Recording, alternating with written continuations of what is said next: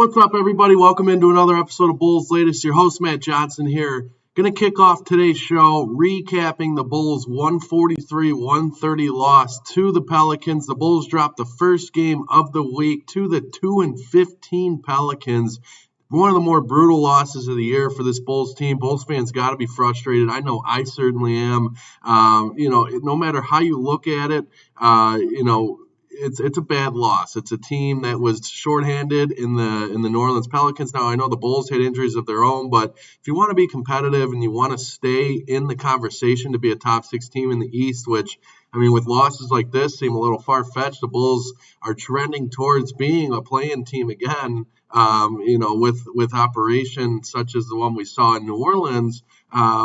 It's very frustrating to see a loss in which the Bulls really couldn't stop anything. They gave up a season high at point, just a tough performance defensively. With this win, New Orleans snapped a 9-game losing streak, so they came in really struggling, and the Bulls were the team that got them off the schneid, which is very, very tough to see if you're a Bulls fan. The Pelicans post a season high in points, 78 points in the paint they had, and they also had 30 second chance points, 23 points off turnovers. Those are just some of the stat nuggets. Just a monster night for them on many accounts. 8 Pelicans in double figures, topped by Zion's 29 points. Zion Williamson really had his way with the Bulls in this one. A bright spot for the Bulls coming out of this game. Ayo Dosunmu had 28 points. He shot 11 of 16, so he really had it going. Just looking at Ayo as a whole, he leads all NBA guards in field goal percentage. I'm not that surprised. I really thought, and you guys remember coming into this season, I thought Ayo was going to really take a jump. It's a big year for him. His future is a little bit uncertain and what it means to, what it's going to be in terms of staying in Chicago or where he's going to wind up. So playing as well as he has is going to suit him well as we move towards even the February trade deadline, which who knows where the Bulls will stand at that moment in time and what they're going to do with pieces like Ayo Dosunmu and Nikola Vucevic. Now, I've gone many ways with this Bulls team early on in the season. Optimistic after wins like the one we had in Denver, where the Bulls show up and they really, really look good. Now I know they didn't have Vooch in this contest, and Vooch is a big loss for a game that you should really have won. But the Bulls also getting Zach Collins back, that can't happen fast enough. He's a guy, who will stop you from getting beat inside so often, like we saw in this loss to New Orleans. The Bulls were just getting beat constantly in the interior, getting thrashed in the paint. So it was really a tough night for them down low, and it showed in the loss. So another bright spot, I know he really didn't factor in much, but Noah Sangue is in for the second straight game. He only was on the floor for 2 minutes. He got up 2 shots, was 0 of 2 from the field and 0 of 1 from beyond the arc. Did commit a foul in those 2 minutes. So a very, very brief dip into the lineup there for Noah Sangue. Hopefully his time on the floor continues to increase. I want to see him develop. I'm sure a lot of Bulls fans do as well. The Bulls invested a high pick on this guy. So whether it's in the G League or at the NBA club, bouncing back and forth, getting the experience he needs, I'd like to see him contribute more as the season progresses with the big league club, and that is got to be a goal of his and Billy Donovan's as well. So a nugget that I thought was interesting in this game, the Bulls have now won the first quarter only. They've played 17 games this year thus far.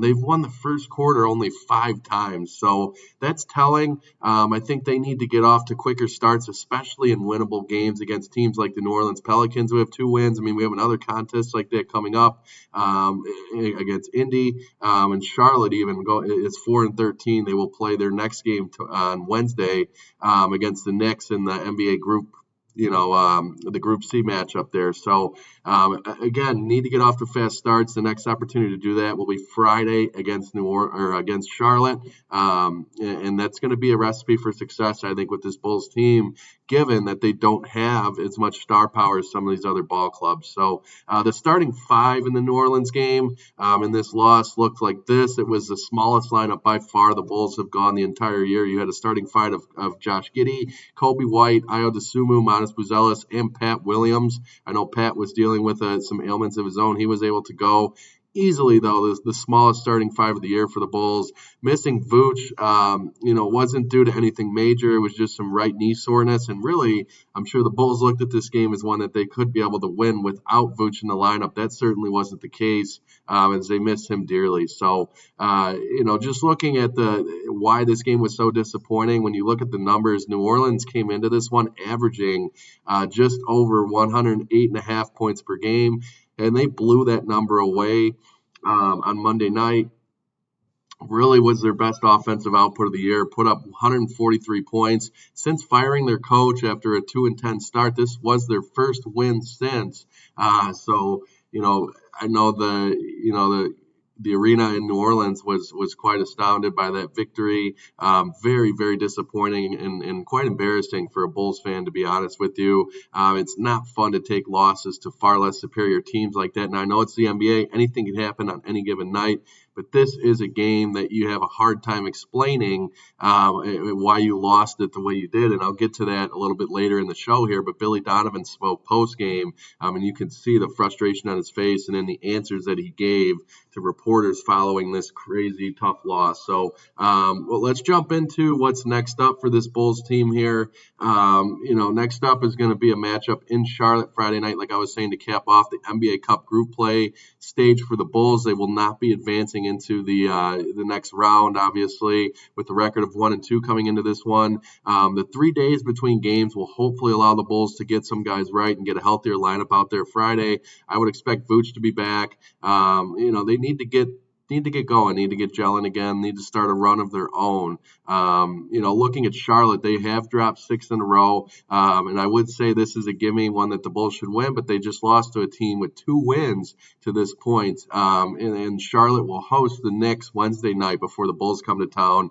That's going to be an NBA Cup group stage game for Charlotte as well. The Knicks should certainly have their way with them in that one if things go according to plan. So the Bulls will likely be seeing this team on a 7-game losing streak. The Bulls need to bounce back. This is a big spot for them early in this season. So I'm really hoping that the Bulls come out and show a lot stronger of a performance than they did in New Orleans. So it definitely could be another letdown spot. After the bad loss in New Orleans, let's hope that the Bulls rebound and Billy Donovan doesn't allow that to happen. So, just overall, though, frustration has begun to set in for Bulls fans. It certainly has for me as well.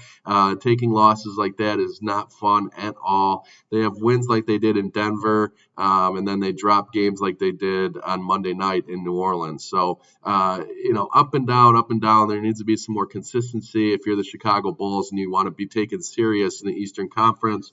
I think we can all see that. So kind of diving around the league a little bit, I wanted to start this segment up again today because I haven't really given you guys much of the outside, in terms of what's going on in the league. Just wanted to give you guys an update on what is, what's been trending here in league circles here. Just 2 years ago, looking at the Pistons set an NBA record for consecutive losses in an NBA season when they lost 28 in a row.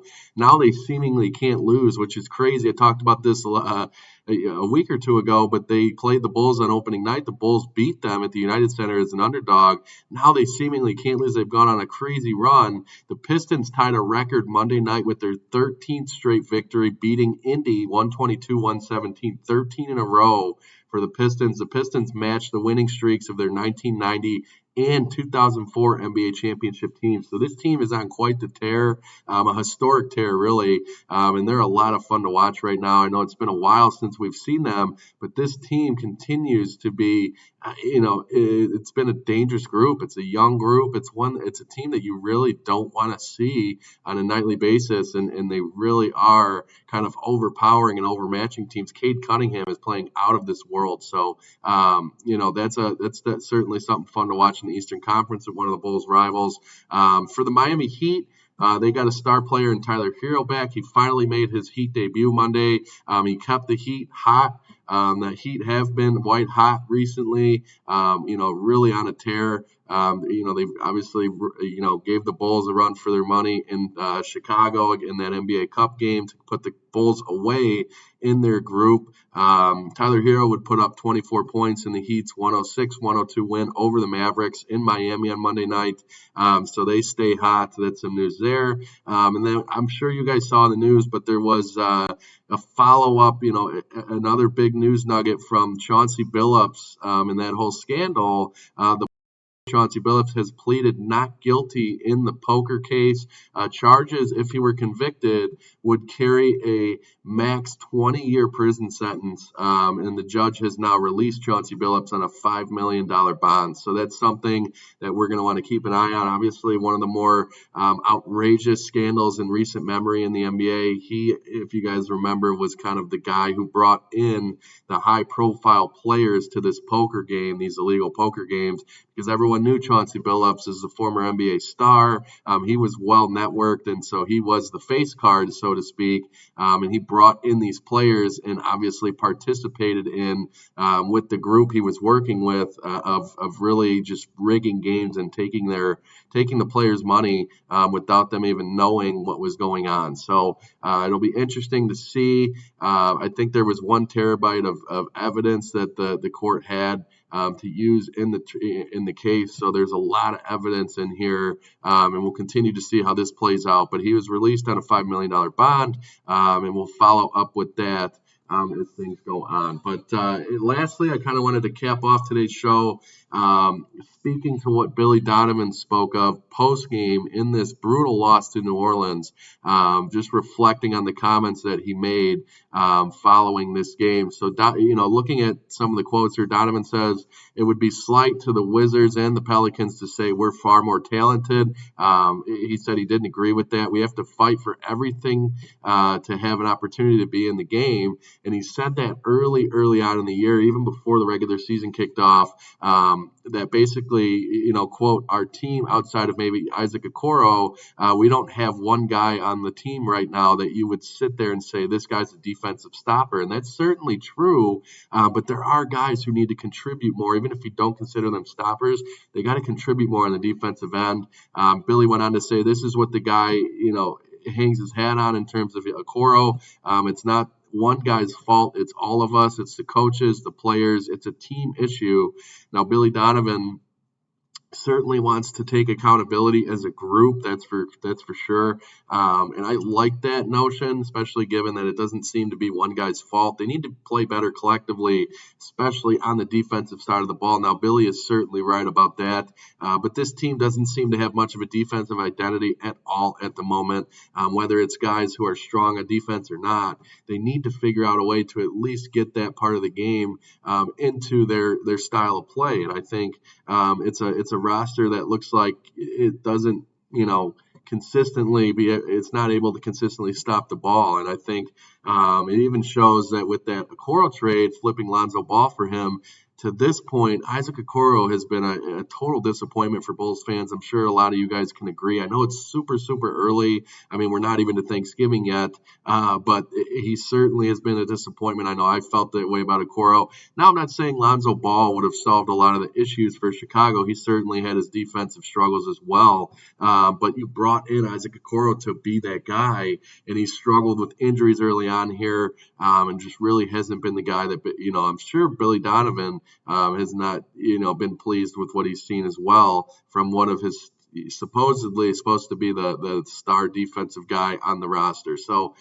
it's super early. Let's see how things shake out. The Bulls need to rebound on Friday in Charlotte.